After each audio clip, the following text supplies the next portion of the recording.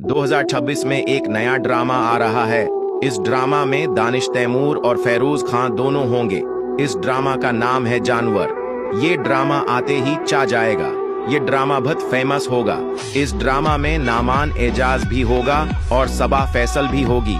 इस ड्रामा में पता नहीं हीरो दानिश तैमूर है या फैरोज खान, और वलन का भी पता नहीं कौन है। दानिश तैमूर और फैरोज खान की लड़ाई होगी।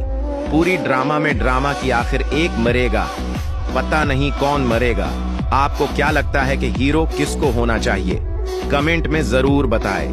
जो दानिश तैमूर का फीन है वो इस वीडियो को रिपोस्ट करे और मेरे अकाउंट को फॉलो करे, और जो फैरोज खान का फीन है वो इस वीडियो को लाइक करे और इस वीडियो को शेयर करे।